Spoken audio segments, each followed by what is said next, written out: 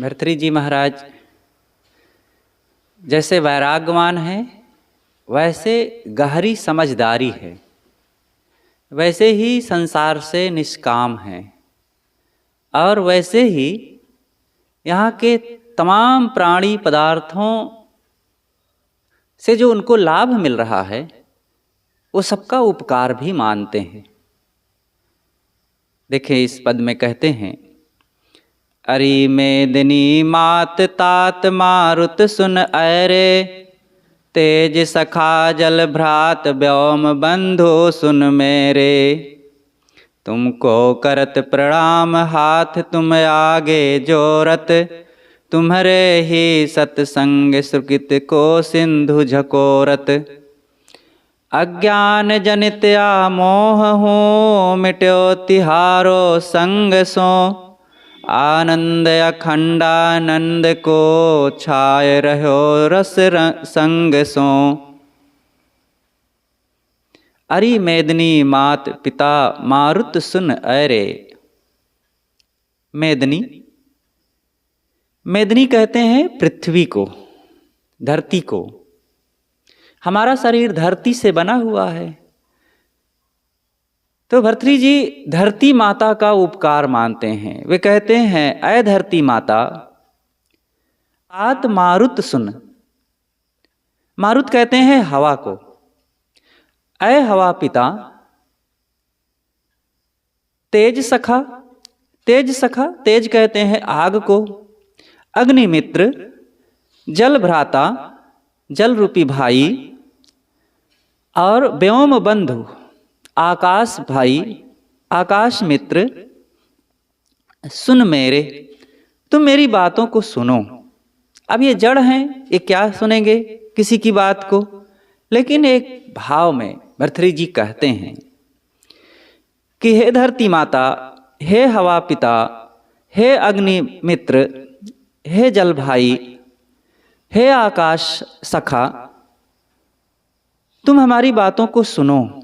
मैं तुम्हें हाथ जोड़ करके बड़ी विनम्रता पूर्वक सिर झुका करके प्रणाम करता हूँ, क्योंकि तुम्हारे संयोग से तुमने हमें इतना सुंदर शरीर दिया और स्वास्थ्य दिया, और तुम्हारे कृपा प्रताप से हमने अपने भावबंधनों को काटा।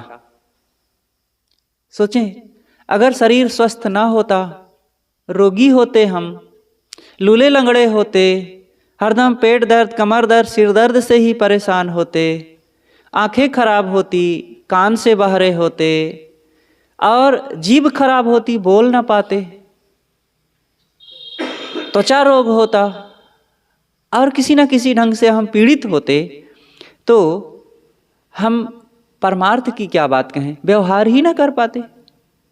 कितनों अच्छे लोग होते हैं, लेकिन जब बराबर शरीर से पीड़ित होते हैं तो अपनों से ही धीरे धीरे उपेक्षित होने लगते हैं। इसीलिए ये जो प्रकृति का सहयोग है वो हमारे सब कर्मों का ही परिणाम है, लेकिन बहुत बड़ा सहयोग है। और इतना उत्तम समय, स्वास्थ्य का ये जो सुयोग मिला हुआ है, इसको हमें अपने कर्मों का, पूर्व के कर्मों का सौभाग्य समझना चाहिए, और इस सौभाग्य को हम आज भरपूर लाभ उठावें, सदुपयोग करें।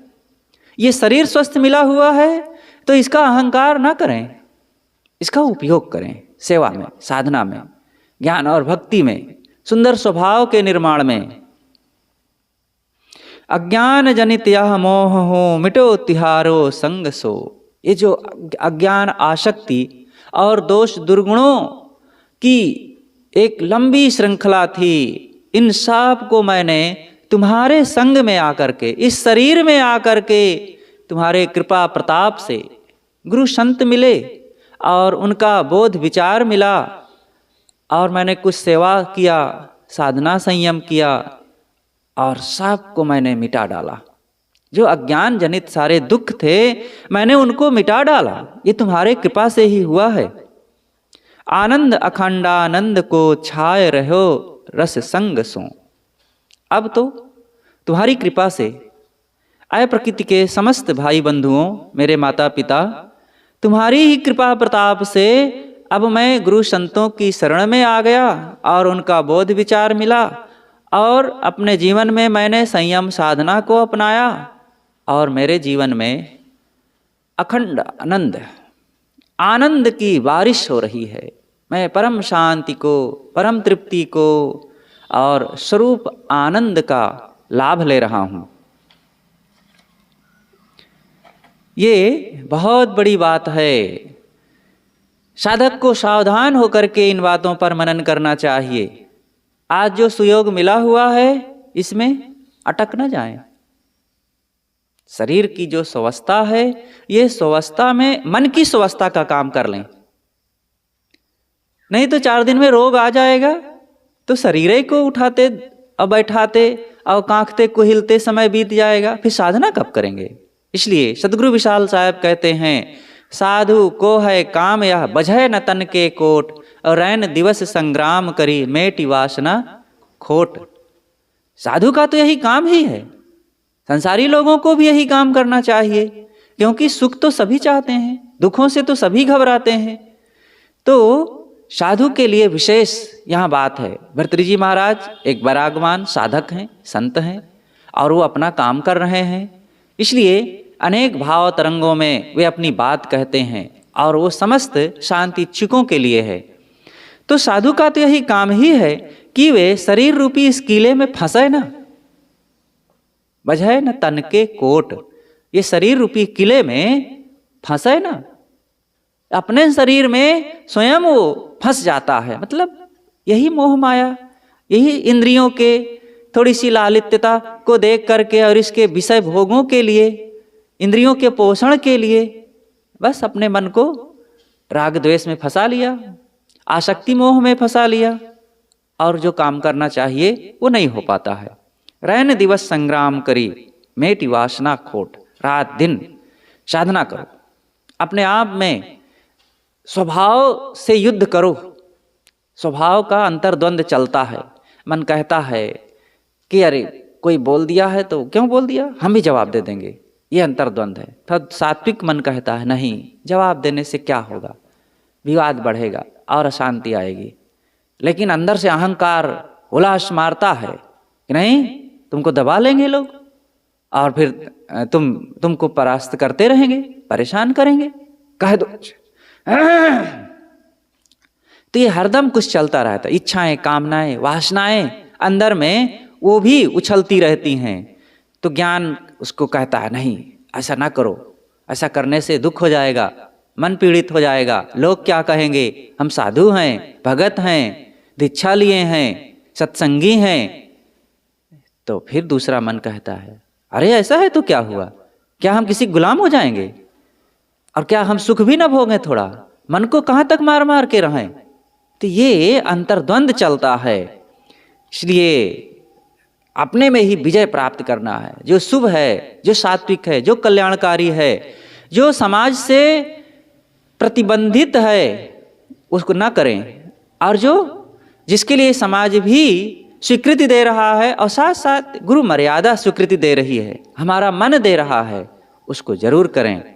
मन के चक्कर में ना पड़ें। मेटी वासना खोट, समस्त खोटी वासनाओं को मिटाता रहे। जो लो देह निरोग और जो लो न जरा तन, और जो लो बलवान आयु और इंद्रिन के गन, जो लो निज कल्याण करन को यत्न विचारत, वह पंडित वह धीर वीर जो प्रथम संभारत। फिर होत कहा जर जर भये, जप तप संयम नहीं बनत, भव काम उठो निज भवन जब, तब क्यों कर कूप ही खनत। बहुत मार्मिक सरल वचनों में भर्तृहरि जी कहते हैं, जौलों देह निरोग और जौलों न जरा तन। जब तक देह निरोग है, हमारा शरीर जब तक रोग नहीं है, जौलों देह निरोग और जौलों न जरा तन, जब तक शरीर में बुढ़ापा नहीं है, रोग नहीं है, अरु जौलों बलवान आयु अरु इंद्रिन केगन। जब तक शरीर निरोग है, जब तक बुढ़ापा दूर है और जब तक शरीर में आयु है और बुढ़ापा दूर है, शरीर में शक्ति है, जौलो निज कल्याण तौलो निज कल्याण करन को यत्न विचारत। तब तक हे साधक अपने कल्याण का काम करने के लिए विचार करो, चिंतन करो। तात्पर्य यह है कि जब तक शरीर निरोगी है और जब तक बुढ़ापा दूर है, जब तक शरीर में शक्ति है और इंद्रियां स्वस्थ हैं, तब तक अपने कल्याण का काम करने को विचार करो। वह पंडित वह धीर वीर जो प्रथम है संभारत। वही पंडित है, वही विद्वान है, वही साधक है जो पहले से सावधान हो जाता है, पहले से अपने मन को स्वश करके इंद्रियों की चंचलता को मिटा देता है। और जो पहले से सावधान नहीं होगा तो बाद में फिर क्या होगा? फिर होत कहा जर जर भय। बाद में जब बुढ़ापा आ जाएगा, शरीर जीर्ण शीर्ण हो जाएगा, अंग शिथिल हो जाएंगे, जब तब संयम नहीं बनत, फिर उस समय न ध्यान कर मिलेगा, न संयम कुछ बन पाएगा और न अध्ययन कर पाएंगे, न कुछ ज्ञान विचार का मनन चिंतन कर पाएंगे, फिर कहाँ कुछ हो पाएगा। भव काम उठो निज भवन जब, तब क्यों कर कूप ही खनत। जब अंदर में इच्छाओं कामनाओं की वासनाओं की भीड़ आकर के हमें घेर लेगी, फिर उस समय कैसे हम साधना कर पाएंगे? आग लगने पर कुआं कोई खोदे तो भला वो बच पाएगा उससे? भव काम उठो निज भवन जब, तब क्यों कर कूप ही खनत। बाद में कुआं खोदने से काम नहीं बनेगा, पहले से ही तैयारी करो। सारी इच्छाओं कामनाओं को जो मिटा देता है पहले से समय रहते, वही साधक है, वही वीर है और वही अपने जीवन में पूर्ण स्वस्थता ला सकता है। अभी शरीर भर्तृहरि जी कहते हैं कि इन समस्त स्थितियों में सावधान होना चाहिए। ये संयोग सदैव नहीं रहते हैं। यह बनिया मन अपनी गंदी आदत छोड़ता नहीं है जल्दी, फिर वही वही आदत, वही वही ईर्षा द्वेष, वही वही राग, वही निंदा काम क्रोध, ये मद मत्सर आदि में डूबा रहता है। जो हम लोगों को क्षण क्षण बीता जा रहा है समय, ये अनमोल घड़ियां, ये बहुत स्वर्णिम हैं। इनको पाकर के हमें प्रमाद में नहीं पड़ना चाहिए, सही दिशा में आत्म कल्याण का काम करें। विद्या पढ़ी न रिपुदले, रहो न नारी समीप, यौवन यह यो ही गयो, जो सूने गृह दीप। भर्तृहरि जी महाराज एक सामान्य कथन भी कहते हैं। जैसे संसार के अनेक प्रकार के लोग होते हैं और वे अपने जीवन में जैसी उनकी इच्छाएं होती है, उसी ढंग से वे अनेक भाव में अपनी बात कहते, वैसी उनकी मनसा होती है। तो भर्तृहरि जी यहाँ कहते हैं, विद्या पढ़ी न रिपु दले। ना विद्या पढ़े और ना रिपु, दुश्मन का मान मर्दन किया। रहो न नारी समीप, और ना स्त्री के साथ रह करके उसका सुख पाया। यौवन यह यों ही गयो, जो सूने गृह दीप। ये हमारी जवानी तो वैसे बीत गई जैसे सूने घर में दीपक जल रहा हो और एक समय आ जाए ऐसा कि तेल खत्म हो जाए और दीपक बुझ जाए। भर्तृहरि जी कहते हैं कि विद्या पढ़ी न रिपु दले। विद्या, विद्या कौन बड़ी चीज है? विद्या सबसे बड़ी चीज है कि मन के अहंकार को मिटाया जाए। विद्या पढ़ी न रिपुदले, रहो न नारी समीप। भर्तृहरि जी कहते हैं कि विद्या नहीं पढ़ पाए। विद्या कोई ऐसी चीज नहीं है, सकल्याण के लिए विद्या का बहुत बड़ा महत्व तो नहीं है। इतना पढ़े हों तब साधना कर पाएंगे, मन को स्वस्थ कर पाएंगे, इंद्रियों में संयम रख पाएंगे। कल्याण का काम मन की स्वस्थता, इंद्रियों की स्वस्थता और सत्य को समझना, आत्मा को समझना, इस पर आधारित है। तो ये आत्मबोध के लिए, इंद्रियों के संयम के लिए, मन की स्वस्थता के लिए कौन सी विद्या की जरूरत है? हाँ, थोड़ा सा अगर सदग्रंथों को पढ़ने लायक हमने पढ़ लिया है तो ठीक है। संतों की संगति की जरूरत है। कल्याण में संतों के संगत, गुरु की संगति, सानिध्य की जरूरत है, सत्संग की जरूरत है और मन इंद्रियों के संयम की जरूरत है। जो ये काम करता है वो कल्याण का काम कर लेता है। सदगुरु कबीर साहब कितना पढ़े थे? उनको ना हिंदू पढ़ाए ना मुसलमान पढ़ाए। स्कूल के नाम पर वो कुछ गए ही नहीं, पढ़े ही नहीं।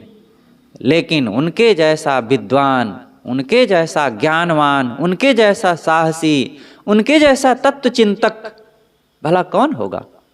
अपने जमाने में सदगुरु कबीर साहब महाज्ञानी पुरुष थे, महाविद्वान, महातार्किक और महान शास्त्रों के ज्ञाता थे।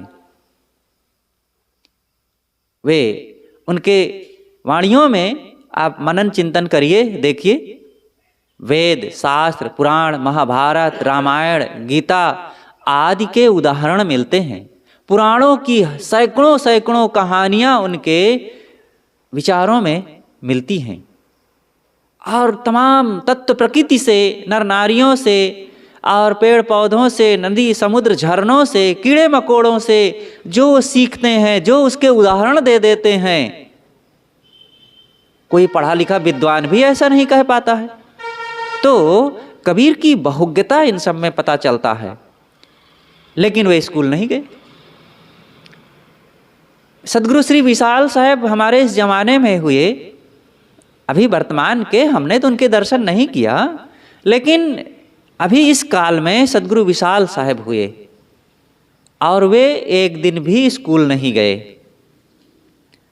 लेकिन उनका लिखा हुआ, उनका वचन जो है, उनका ग्रंथ विशाल वचनामृत, वो उसमें 4 पुस्तकें हैं, भावयान, मुक्तिद्वार, सत्यनिष्ठा और नवनियम। ये 4 उनके ग्रंथ हैं और एक शब्द भी उन्होंने अपने हाथ से नहीं लिखा, लेकिन एक शब्द भी उसमें किसी दूसरे का नहीं है, स्वयं संशोधित किए हैं। तो बोलते थे वे और दूसरे लोग, उनके शिष्यगण लिखते थे और लिखने के बाद फिर वे उनसे बुलवा करके संशोधन भी किए हैं। और सदगुरु विशाल साहब पढ़े नहीं थे, स्कूल नहीं गए। सदगुरु निर्मल साहब भी स्कूल नहीं गए, शायद 1-2 महीना गए हैं बस। लेकिन पारक सिद्धांत में परम पारखी उनको कहा जाता है। महान शास्त्रवेता और तर्क पंचानन, प्रतिवाद भयंकर, उनको कहें तो अतिशयोक्ति नहीं होगी। बड़े बड़े ब्रह्मवादियों को, अद्वैतवादियों को, शास्त्रियों को, आचार्यों को पछाड़ देते थे। और उनकी पुस्तक देखिए, निर्मल सत्यज्ञान प्रभाकर नाम से है, न्यायनामा उन्हीं की है। और भी उसके अंदर कई पुस्तक बहुत लिखे हैं। वे जगह जगह भ्रमण करते हुए वो भक्तों में छोड़ देते थे अपनी पांडुलिपियाँ, और बहुत सारी उनकी वो पांडुलिपियाँ लुप्त हो गई, खो गई। जो मिला बाद में उसी का संकलन करके निर्मल सत्यज्ञान प्रभाकर नाम से वो पुस्तक रखा गया। उसी का एक अध्याय है न्यायनामा, कोई पढ़ के देखे, आग का गोला है। और वो साहेब सदगुरु निर्मल साहेब अनपढ़ थे। अरे और बात छोड़िए, वर्तमान में जिनकी चरण शरण में रह करके हमने देखा, सीखा, समझा, सुना, जिया, जिनके सानिध्य में सदगुरु अभिलाष साहेब जी, अनपढ़ जैसे ही थे। कक्षा 1 में 2 महीना और कक्षा 2 में 2 या 3 महीना, कुल मिलाकर के 4-5 महीना वो स्कूल गए हैं। और वो विद्वान, उनसे बड़े बड़े विद्वान जब मिलते थे तो पूछते थे, महाराज आप किस यूनिवर्सिटी में पढ़े हैं? तो गुरुजी कहा, अरे भैया आप क्या पूछते हैं, हम अनपढ़ हैं। तो उनको विश्वास ना हो, तो उनको यही लगे कि महाराज जी छिपा रहे हैं। तो कहते, महाराज विनम्रता के लिए किसी सच्चाई को छिपाने की क्या जरूरत है? आप बताइए किस विश्वविद्यालय में पढ़े हैं? किसी को लगता ही नहीं था कि ये ऐसे भी हो सकते हैं अनपढ़। लेकिन सच्चाई यह है कि वे किसी विश्वविद्यालय की बात क्या, स्कूल और कॉलेज का मुंह नहीं देखे। लेकिन हाँ, बड़े बड़े स्कूल, कॉलेज और विश्वविद्यालयों के प्रोफेसर तथा उनके विद्यार्थियों को वो पढ़ाते थे। आज विश्वविद्यालय के प्रोफेसर उन पर पीएचडी कर रहे हैं। सद्गुरु अभिलाष साहब, उनके लिखे हुए करीब 150 तक ग्रंथ हैं। उनके प्रवचनों में जो वेद शास्त्र, उपनिषद, महाभारत, रामायण, गीता, बुद्धवाणी और महावीर वाणी और अनेक शास्त्र सब तैरते रहते थे। उनके वचन, अनपढ़ थे तो साधना के लिए, कल्याण के लिए विद्या का कोई महत्व तो नहीं है। लेकिन हाँ, कुछ पढ़ा लिखा हो तो अच्छी बात है। इससे अपनी बात कहने में थोड़ा शब्द की शक्ति आ जाती है, तो लोगों को समझाने में सुविधा हो जाती है। और दूसरी बात, भर्तृहरि जी कहते हैं, न रिपु दले, रिपु कहते हैं दुश्मन को। दुश्मनों को भी नहीं पछाड़े, उनको भी संहार नहीं किए। अब कोई कल्याण करना चाहे तो दुश्मनों को सब तरफ जाए के उनका संहार करे, उन मारे, तो क्या कल्याण करेगा, क्या साधना करेगा? कोई बाहर दुश्मन नहीं है, किसी को मारने की जरूरत नहीं है। और रहो न नारी समीप, साधक को नारी फारी की क्या जरूरत है? वो तो उससे दूर हो करके और अपने स्वरूप की तरफ लौटता है। जो इंद्रियों का गुलाम हो, जो अपने इच्छाओं कामनाओं को न जीत पाता हो, वो कहीं जाए शादीशुदा करके रहे। और ठीक है, शादीशुदा करके रहना अच्छी बात है, क्योंकि पूरी तरह से अपने मन पर विजय प्राप्त न कर पाने से एक मर्यादा में एक नर और नारी है तो नर से, और नर है तो एक नारी से विवाह करके अमर्यादित रहें। अब दूसरे की तरफ देखने की जरूरत नहीं है, अपने में मर्यादित रहें। तो यह भी एक संयम है। गृहस्थी भी, हमारी भारतीय सभ्यता भी विवाह को धर्म कहा है। विवाह कर लिए, एक नारी से नर और एक नर से नारी जुड़ गया। अब दोनों मर्यादा से रह रहे हैं। अपने पति और पत्नी के अलावा संसार के जितने पुरुष हैं सब पिता पुत्र भाई हो गए, और जितनी नारियां हैं सब माँ बहन बेटी हो गई। बस अपने पति और पत्नी में जीवन भर रह करके सीमित, और एक समय मर्यादा के अनुसार 1-2 संतान पैदा किए, और फिर उसमें भी संयम का पालन करते हुए पूर्ण त्याग ब्रह्मचर्य में रहने लग गए। तो विवाह, गार्हस्थ जीवन भी संयम सिखाता है। वहां रह करके भी साधक साधना करे तो, लेकिन कोई पूर्ण कल्याण चाहे, साधना करना चाहे, तो संयम से रहे। जब से संयम की साधना समझ में आ जाए, कोई बचपन से ही बाल ब्रह्मचारी, पहले से ही ये सब की झंझट से दूर रहा, लेकिन किसी को बाद में समझ में आया, शादी हो गई, नर हो या नारी, लेकिन लगा कि ये सब पचड़े में पड़ करके कल्याण का काम नहीं हो सकता है और इससे निकलना चाहिए। और ये मोह ही सारे बंधनों की जड़ है, और पति पत्नी की आसक्ति ये मोह का कारण है, और संग दोष से विकार उत्पन्न होंगे ही। तो फिर सोचता है कि अगर मुझे पूर्ण काम करना है तो अलग होना चाहिए, और जीवन का ठिकाना नहीं है, और ये जीवन इसी में बीतता जा रहा है। तो फिर वो सोचता है कि अब मुझे अपना काम करना है। तो धीरे धीरे एक अवस्था आती है वैराग्य की, और वो छोड़ देता है। घर गृहस्थी में जो हैं पत्नी बच्चे, अपने ढंग से वे जीते हैं, निभाते हैं। क्योंकि साधना करना स्वरूप की तरफ लौटने का काम करना मृत्यु का काम है। मृत हो जाना संसार से।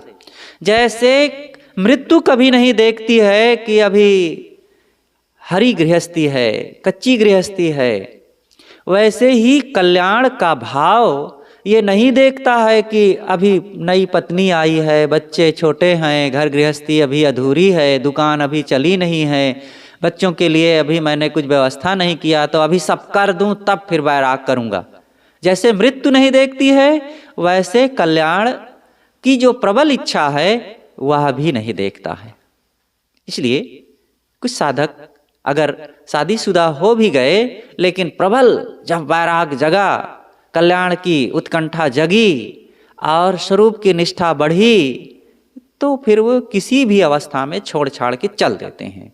नारियां भी कितनी ऐसी हुई हैं, पुरुषों में तो हुए ही हैं। तथागत बुद्ध ने देखो, राजकुमार थे और उनकी सुंदर पत्नी सुयोग यशोधरा, और एक सुकुमार बालक भी था राहुल, और सब छोड़ छाड़ के चल दिए। स्वामी रामतीर्थ, उनके 2 बच्चे थे, पत्नी थी, और अपनी 26-27 साल की उम्र में ही सब छोड़ छाड़ के चल दिए। सदगुरु काशी साहेब जी, उनके 3 बच्चे थे, शायद 2 बेटा और 1 बेटी थी, सुंदर पत्नी थी, उनकी मात्र 34 साल की उम्र थी, 34 या 35 साल की, और सब छोड़ छाड़ के चल दिए। और ज्वलंत उदाहरण सदगुरु अभिलाष साहेब जी। सदगुरु अभिलाष साहेब जी, एक उनकी जो सुयोग्य सुंदर पत्नी थी ही, साथ में बच्चा भी था, अंबिका प्रसाद जिसका नाम था। वो 2.5 वर्ष का लगभग हो गया था, और अपनी भरी जवानी में 20 पूरी हुई, 21वीं शुरू हुई, और इसी अवस्था में फिर छोड़ छाड़ करके गुरु दरबार में आकर के एकदम समर्पित हो गए, और फिर संसार और घर परिवार की तरफ देखने की उनको फुर्सत ही नहीं मिली। इतना तेजी से फिर अपने कल्याण के कार्य में लग गए। ऐसे नारियों में भी बहुत हुई। वर्तमान में भी कुछ ऐसी साधिकाएं हैं जो घर गृहस्थी में फंस तो गई थी, लेकिन उसको छोड़ करके अब साधना में लग गई। नवयुवती साधिकाएं भी हुई, अभी भी हैं, और पूरा काल से ऐसा होता रहा है। तो साधना करने वाले को कोई नारी है तो नर के समीप रहने की कोई जरूरत नहीं। अपने अंदर में ज्ञान वैराग्य की जो प्यास है वही उसका पति है, वैराग्य ही उसका पति है। और कोई पुरुष है तो अपनी स्वरूपस्थ वृत्ति आत्म कल्याण की भावना ही उसकी प्रिय पत्नी है। और इसका उदाहरण तो देते ही रहते हैं भर्तृहरि जी महाराज अपनी वाणियों में। तो भर्तृहरि जी कहते हैं, यौवन यह यों ही गयो ज्यों सूने गृह दीप। कहते हैं कि जवानी तो यूं ही बीत गई, ना व्यवहार के काम में हमने लाभ पाया और ना परमार्थ का काम किया, और जवानी यूं ही बीत गई। जैसे एक भवन में कोई नहीं रह रहा है और दीपक जल रहा है, अब उस भवन में हो रहे प्रकाश का कौन लाभ ले? बेकार में दीपक जल रहा, तेल जल रहा और बुझ जाएगा एक समय। ऐसे जीवन में जो सांस चल रही है, अगर कल्याण का काम नहीं किए तो एक सांसों का जो तेल जल रहा है और इसमें आत्मा रूपी ज्योति है, उसका क्या मतलब है? इसलिए जब तक शरीर स्वस्थ है, रोग दूर है, बुढ़ापा दूर है, मौत दूर है, कल्याण का काम करें।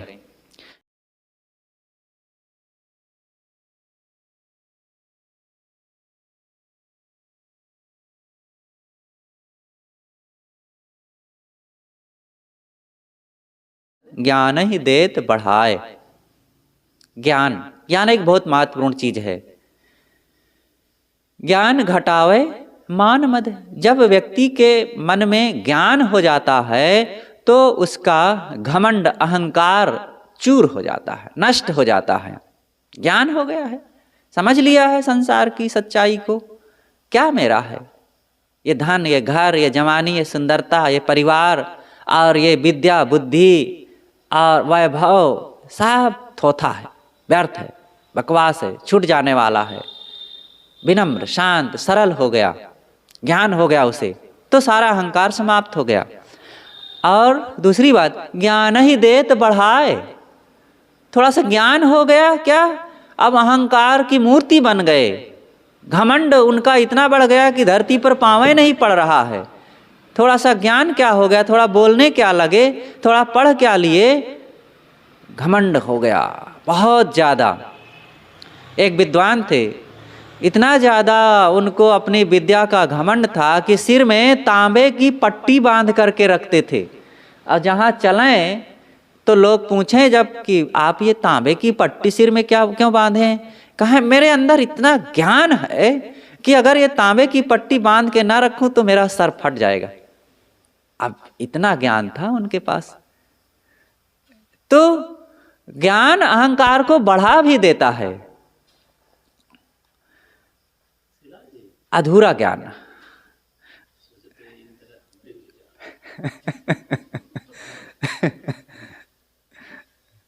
रहस्य मुक्ति पावयति कामी रति पलटाए। अब भर्तृहरि जी उदाहरण देते हैं। रहस्य कहते हैं एकांत को। जब एकांत को साधक पाता है, एकांत स्थल, निर्जन स्थल, बड़ा शांत सौम्य सुंदर मधुआता प्रवाहित जो अवसर है, ऐसे समय को पाकर के साधक ध्यान मग्न हो जाता है और अपने लक्ष्य को याद करके, स्वरूप स्थिति को ध्यान में धरते हुए, गुरु संतों को याद करते हुए वो साधना में भाव विभोर हो जाता है और मुक्ति की तरफ उसके अंदर में उत्कंठा जग जाती है, कल्याण की भावना जग जाती है, वैराग्य से भर जाता है और ध्यान शांति साधना के लिए उसके मन में बड़ी तीव्रता हो जाती है। रहस्य मुक्ति पावे यति जब एकांत पाता है तो इस प्रकार से ज्ञान बोध वैराग्य ध्यान साधना में उसका मन तरबतर हो जाता है, कामी रति पलटाए। और दूसरी तरफ कामी वासना ग्रसित व्यक्ति जब एकांत पाता है तो विजाति घट की कल्पना करके उसके इंद्रियों में उत्तेजना आ जाती है, वासना से भर जाता है, चंचल हो जाता है, काम विह्वल हो जाता है। तो चीज वही है, लेकिन पात्रता के अंतर होने से उसका भाव अलग हो जाता है। मिट्टी के साथ जब पानी लगता है तो मिट्टी कोमल बन जाती है, और सीमेंट के साथ जब पानी जुड़ता है तो सीमेंट कठोर हो जाती है। ऐसा ही है ना? हाँ। तो ये एकांत की भी वही बात है। इसलिए नए साधकों को बहुत एकांत में नहीं जाना चाहिए, क्योंकि अभी उनके मन में वो योग्यता नहीं आई है, वो वैराग्य नहीं आया है, वो साधना संयम की शक्ति नहीं आई है। इसलिए समय के अनुसार एकांत का लाभ लेना चाहिए। जो साधना में मजबूत नहीं होगा और बहुत एकांत में रहेगा तो खुराफात सूझेगी मन में, खाली दिमाग शैतान का घर। इसलिए साधकों को संतों के बीच रहना चाहिए और बहुत ज़्यादा नए साधकों को ध्यान नहीं करना चाहिए। हाँ, सुबह शाम जो एकांत में बैठ करके गुरु संतों के साथ में ध्यान करने का अवसर है वो तो ठीक है, उसके अलावा अध्ययन करना चाहिए और सबसे ज़्यादा सेवा करना चाहिए। नए साधकों को सेवा अधिक से अधिक करना चाहिए, सेवा में मन लगाओ। और सेवा में मन लगाने से इंद्रियों में संयम आएगा, मन में कार्यकुशलता आएगी और गुरु संतों के प्रति भक्ति जगेगी। और जब इस प्रकार से भक्ति भाव पूर्वक श्रद्धा पूर्वक आप समय का बढ़िया उपयोग करेंगे सेवा में, तो संत खुश हो जाएंगे, उनका प्यार मिलता रहेगा और मन अपना अंदर से खुश हो जाएगा, क्योंकि कर्तव्यनिष्ठ हम हैं। तो इससे दोहरा लाभ उसका होता है। और फिर इस दिशा में ऐसे चलने पर इंद्रियों में स्वस्थता आ जाती है, मन को खुराफात करने का मौका ही नहीं मिलेगा, तो निरंतर स्वस्थता होती जाएगी। और संतों की संगत होने से ज्ञान उसका बढ़ता जाएगा, तो उसकी साधना फिर बड़ी तेजी से मजबूत होती है, मन एकाग्र होता है। तो नए साधकों को बहुत एकांत नहीं, थोड़ा एकांत चाहिए। और जब ज्ञानी साधक एकांत पाता है तो क्या पूछना। वो शरीर की नश्वरता, आत्मा की अमरता, संसार की क्षणभंगुरता, स्वरूप की स्थिरता को ध्यान में रख करके वो तो आनंद मग्न हो जाता है। इसलिए अपनी अपनी पात्रता के अनुसार सबको साधना करना चाहिए। मन के मन ही माहि मनोरथ वृद्ध भये सब, निज अंगन में नाश भयो वह यौवन हूँ अब। विद्या होई गई बांझ बूझवारे नय देखत, दौर्यो आवत काल कोप कर दसनन पीसत।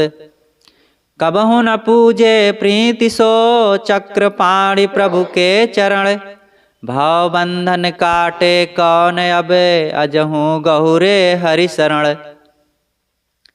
भर्तृहरि जी कहते हैं कि मन के मन ही माहि मनोरथ वृद्ध वृद्ध भये सब।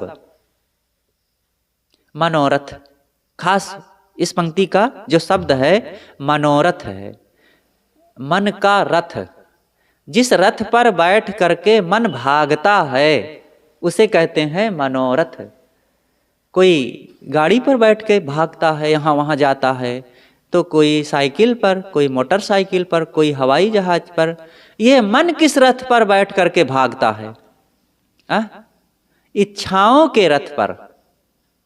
इच्छाओं के रथ पर बैठ करके ये मन जहां तहां रात दिन भागता है, बड़ी तेजी से भागता है।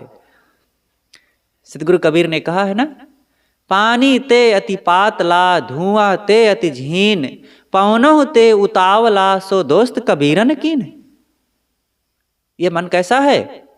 पानी से भी अधिक पतला। पानी वैसे ही बहुत पतला होता है, झीने से झीने, बारीक से बारीक जगह में वो घुस जाता है, लेकिन उससे भी ज्यादा पतला है मन। और धुआं वैसे बहुत झीना होता है, लेकिन उससे भी महीन बारीक मन है। पवनों ते उतावला तेज चंचल। पवन बहुत चंचल है, लेकिन उससे भी चंचल तेज यह मन है। और तुमने उसी से दोस्ती बना रखी है। कहो भला कैसे अब उसके साथ तुम निभा पाओगे दोस्ती, और फिर शांति कैसे पाओगे? महाराज श्री कृष्ण अर्जुन को समझाते हुए भी यही कहा था। अर्जुन ने पूछा था कि हे केशव, ये मन बहुत चंचल है, इसको वश में कर पाना तो वैसे ही है जैसे हवा को वश में कर पाना कठिन है। कैसे मैं इसको शांत करूं? तो श्री कृष्ण समझाते हैं कि हे पार्थ, निश्चित ही ये मन चंचल है और इसको स्वश कर पाना बहुत कठिन है। लेकिन जो श्रद्धापूर्वक निरंतर सत्संग में जाते हुए, साधना करते हुए और निरंतर मन इंद्रियों को देखता रहता है, अन्यथा कुछ नहीं सोचता, अन्यथा नहीं करता है, और संसार की, शरीर की क्षणभंगुरता को देखता है, वो मन को वश में कर लेता है। उनके अपने शब्द हैं, मैं अपने ढंग से इसकी शब्दावलियों का प्रयोग कर रहा हूं। तो मन को वश में करना अत्यंत कठिन है, लेकिन जब नियम जान लिया जाता है, कल्याण, मन को वश में करने का मतलब है कल्याण की दिशा में आगे बढ़ने का काम करना। और जो कल्याण के नियम को जान लेगा तो मन को वश में करना तो बहुत सरल हो जाएगा। देखो, जिस स्त्री के बिना पुरुष रह नहीं पाता था, बड़ा कठिन लगता था, अरे इसके बिना कैसे रह पाऊंगा, अब जान लिया है कि अरे ये तो बदमाश है, किसी और पुरुष से लगी हुई है, और ये तो मुझे उससे मिल करके मरवा डालेगी, और मेरे धन घर परिवार को ये सबको अब नष्ट करने वाली है। तो जिसके बिना रह नहीं पाता था, जिसके बिना रात दिन बौखलाया रहता था, अब उसको छोड़ने में, उससे दूर होने में देरी लगेगी। अब जान लिया ना नियम, मन ने मान लिया है कि अरे यहाँ लाभ नहीं है। तो ऐसे ही भोगों से, संसार से, शरीर से, और ये धन घर से, प्राणी पदार्थों से जब हम जान लेंगे कि इसमें कोई लाभ नहीं, हानि है, दुख मिलेगा, अशांति बढ़ जाएगी, चंचलता बढ़ जाएगी, तब मन को वश में करना कठिन नहीं रह जाएगा। तो यहाँ कहते हैं कि मन के मन ही माहि मनोरथ वृद्ध भये सब। मन में ही मन की सारी इच्छाएं अब बूढ़ी हो गई। सारी कल्पनाएं अब मन में ही, मैंने बहुत योजनाएं बना रखा था, बहुत कुछ सोच रखा था, ये करूँगा वो करूँगा। जातक कथाओं में बात आती है कि एक भिक्षु था और वो ठंडी में रहने के लिए अमुक जगह व्यवस्था कर रखा था, गर्मी में रहने के लिए अमुक जगह आश्रम बना रखा था, बरसात वहाँ काटूंगा। बुद्ध कहते हैं, अरे भोले आदमी, क्या तू जानता है कि मौत कब आ जाएगी? तू ठंडी गर्मी वर्षा और यहाँ वहाँ रहूँगा, इसकी व्यवस्था कर रहा है? आज भजन कर, साधना कर, अपने इंद्रियों में स्वस्थता ला। तो ऐसे ही मनुष्य बहुत योजनाएं बनाता है, लेकिन सारी योजनाएं मन में ही सब नष्ट हो जाती हैं। निज अंगन में नाश भयो अब यौवन हूँ अब। और देख लो अपने ही शरीर में ही जवानी यहीं कहाँ खप गई पता ही नहीं चलता। टटोल के देखो कहाँ गई जवानी। पूछ लो उन नौजवानों से जवानी क्या हुई। जितने यहाँ वृद्ध लोग बैठे हैं, जवान लोग बैठे हैं, वृद्ध लोग अब देखें वो भी तो कभी जवान थे, चमकते दमकते थे और बड़े सुंदर लग रहे थे, हजारों में एक लग रहे थे।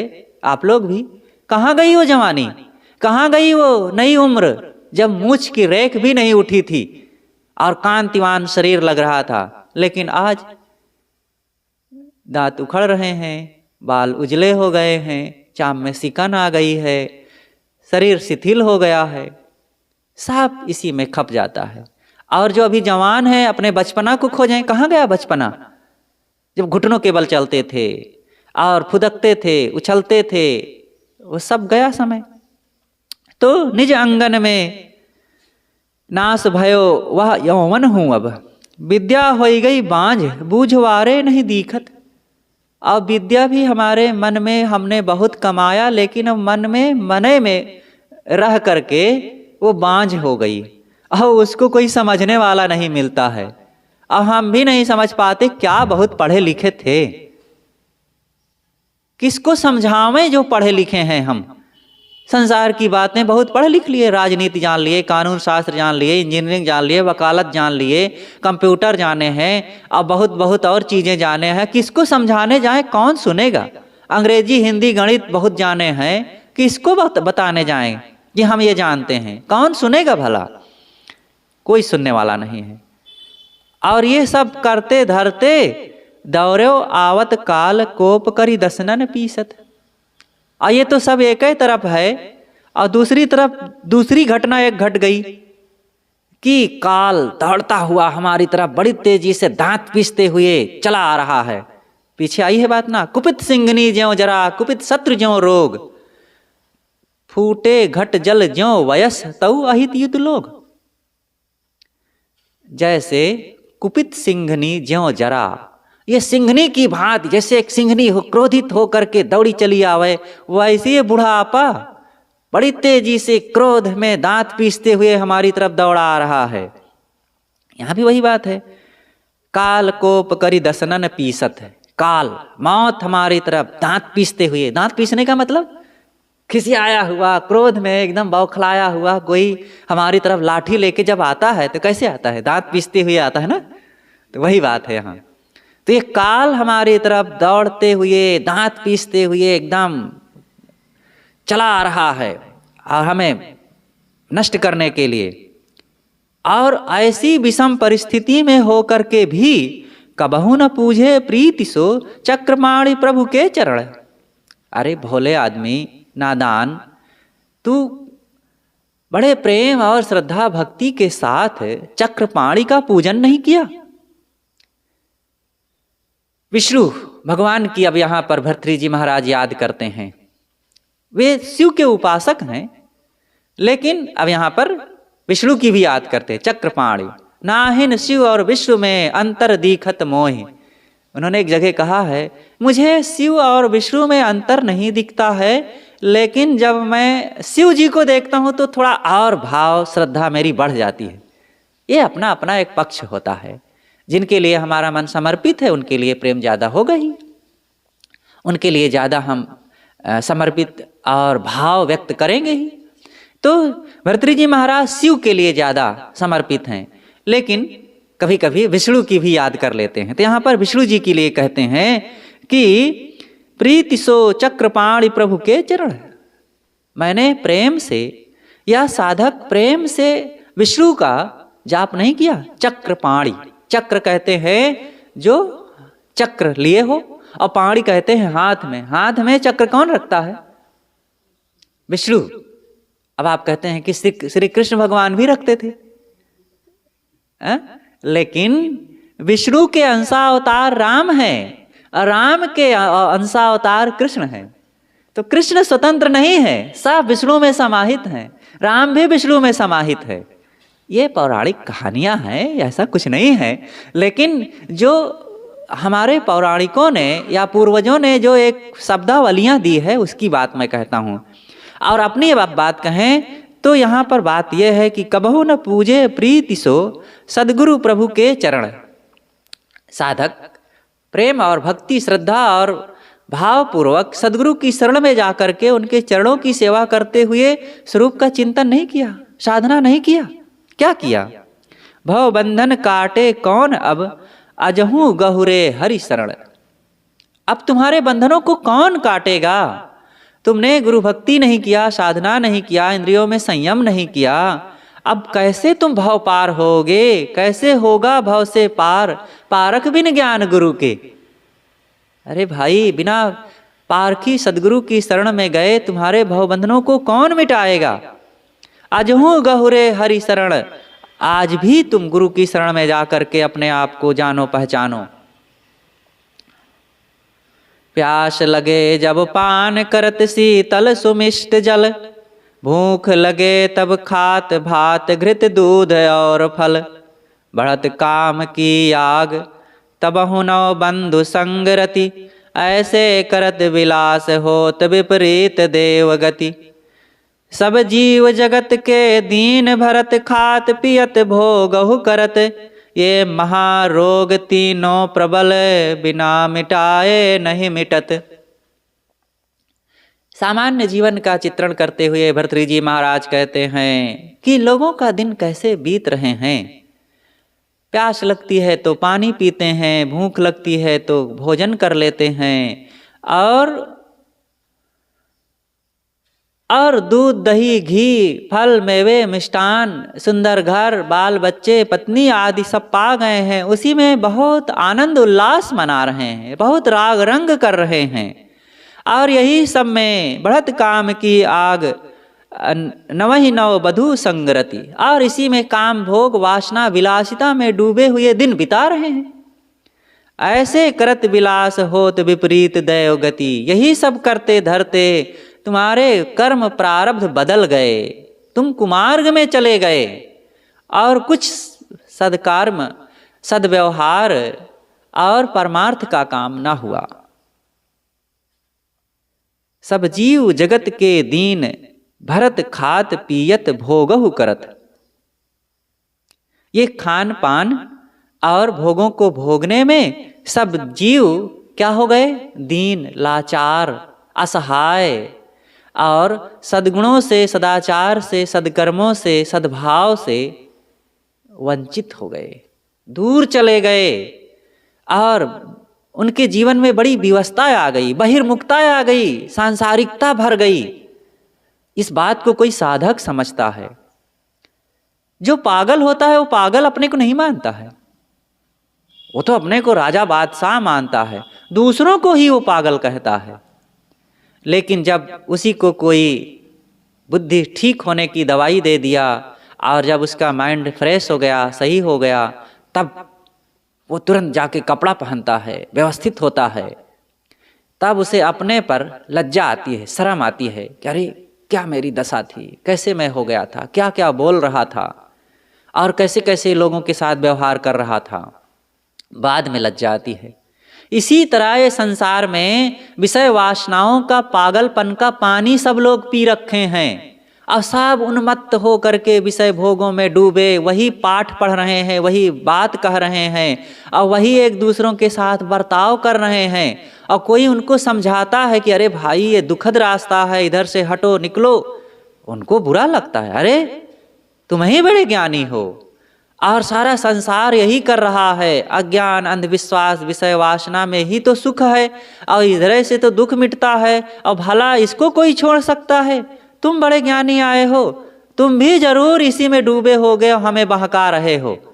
तो वे लोग दूसरों को ही पागल कहने लगते हैं। लेकिन जब कोई वैद्य उनको दवाई दिया, वैद्य का मतलब साधक, गुरु, संत, त्याग वैरागवान, बोधवान, जब अपने ज्ञान विचार की दवाई दे दिया, उनको कुछ समझ में आया, उनके विषय वासनाओं का जो अंदर का जहर है, वो रोग है, कुछ थोड़ा सा मिटने लग गया, तब उनको लज्जा आती, अरे मैं कहाँ फंसा था, कहाँ ये मोह माया, कहाँ ये राग द्वेष, कहाँ विषय वासना में उलझा था। ये तो दुख का रास्ता है, इसमें पड़ करके तो भव बंधन कभी मिट ही नहीं सकते हैं।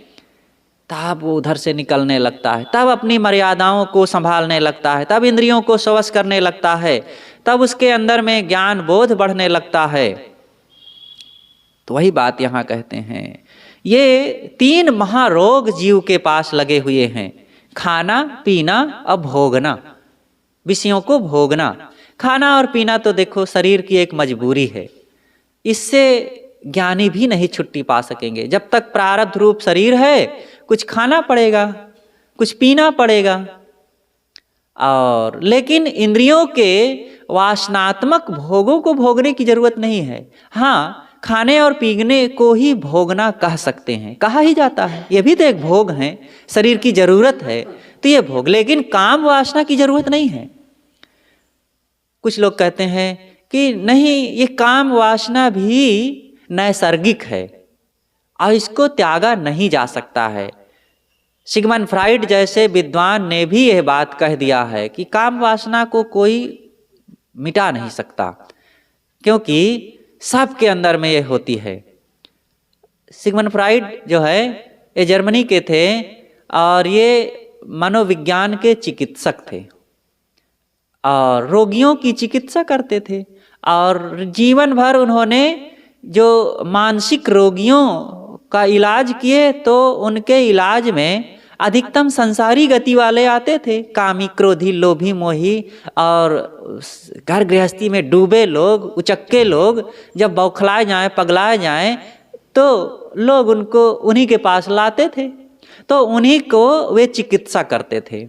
तब उन्हीं की चिकित्सा में उन्होंने ये अपना स्टेटमेंट दे दिया कि काम वासना को रोका नहीं जा सकता है।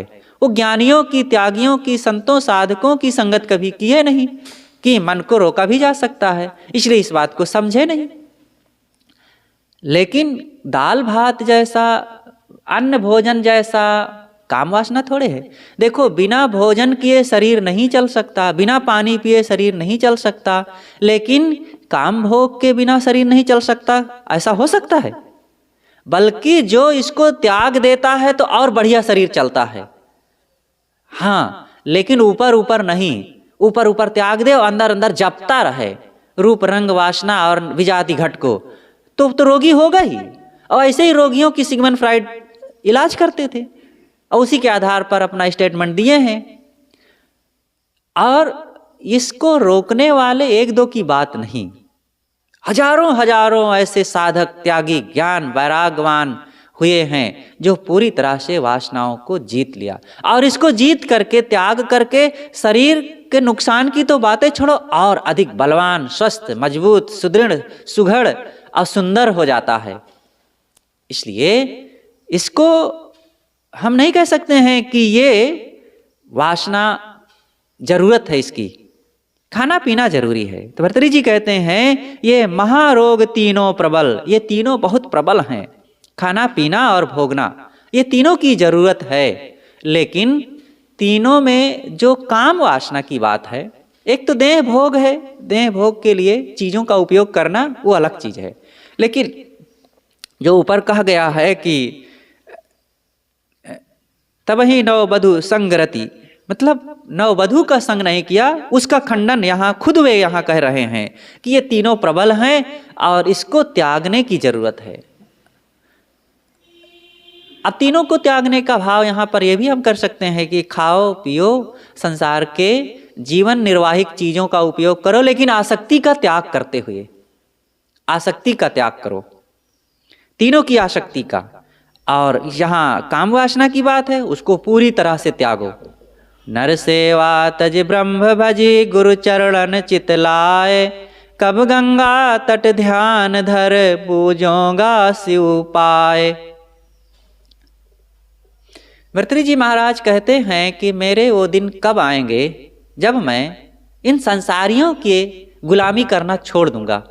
ये क्या इन रजवाड़ों की सेवा करना, इनकी जी हुजूरी करना और जाकर इनके सामने ही करना कि राजा साहब हमको भी कुछ दे दो, हमको भी थोड़ी ज़मीन दे दो, थोड़ा सा हमको भी धन दे दो, हमारे भी बाल बच्चों के लिए कुछ दे दो, हमारा भी गुजारा हो जाए आपकी शरण में। ये रजवाड़ों, नेताओं, मंत्रियों के पीछे वही लोग जाते हैं जो धन की इच्छा रखते हैं, भोगों की इच्छा रखते हैं, जो संसार की गुलामी करते हैं। त्यागी उनके पीछे नहीं जाता है।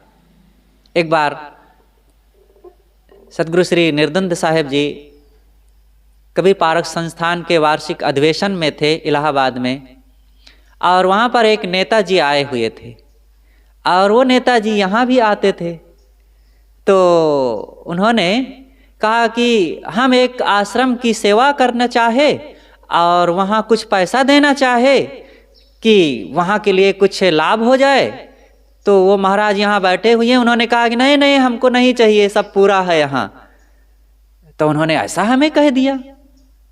अब उनको लगा होगा कि हम पैसा दे रहे थे वो नहीं लिए, लेकिन उन संत की महान विशेषता है, सदगुरु श्री निर्द्वंद साहेब की विशेषता है, वो त्यागी संत हैं।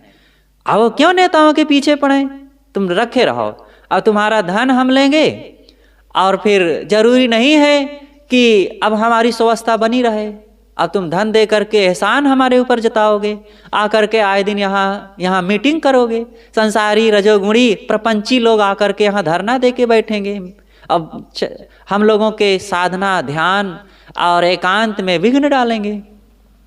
तो उन्होंने कह दिया नहीं चाहिए, हमारा सब पूरा है। तो अच्छी बात है, त्यागी की ये शोभा है। त्यागी के पास चीज़ों की कमी हो जाए कोई बात नहीं, अच्छी बात है। चीज़ों की कमी हो गई तो क्या कमी हो गई, हो जाएगी चीज़ें, गुजारा होता रहता है। त्यागी के पास साधना की कमी ना रहे, ज्ञान और वैराग्य की कमी ना रहे, शांति और सद्गुणों की कमी ना रहे, बस रुपया पैसा चीज़ तो आती जाती रहती है, हो जाता है, सब भक्त लोग दे रहे हैं, अपने आप सब आ रहा है। तो भर्तृहरि जी कहते हैं कि ये संसारियों की सेवा को छोड़ करके कब मैं ब्रह्म का भजन करूँगा और गुरु के चरणों में चित्त लगा करके, मन को लगा करके मैं कब एकांत गंगा के किनारे जा करके बैठकर ध्यान लगाऊंगा और रात दिन शिव के चरणों में अपने मन को रख करके स्वरूप में स्थित रहूंगा। शिव उपासक हैं इसलिए बारंबार शिव के लिए कहते हैं। देखो कितनी उनकी निष्ठा है अपने उपास्य में। हम लोगों को अपने उपास्य में निष्ठा है कि नहीं? हम लोग गुरु भक्त हैं और गुरु के लिए याद नहीं आती है कि हमें भी ऐसे समर्पण भाव चाहिए, हमें भी ऐसे श्रद्धा और निष्ठा रखना चाहिए, मन में ये भाव उत्पन्न करना चाहिए। भक्त लोग भी गुरु के भी भक्त हैं और मंदिर में भी जाकर के माथा टेक आते हैं, देवी देवताओं को भी काल्पनिक पूज लेते हैं और ओझा सोखा बैगा के भी पास चले जाते हैं। क्या उन्होंने समझा है ज्ञान और भक्ति को, गुरु और संतों को? इसलिए भर्तृहरि जी महाराज कहते हैं कि कब मेरे वो दिन आएंगे कि साफ तरफ से अपने मन को समेट करके सच्चे सदगुरु की भक्ति करते हुए स्वरूप चिंतन करूंगा और आत्म कल्याण का काम करूंगा। बस आज की सभा यहीं पर समाप्त करते हैं। बोलिए सदगुरुदेव की जय।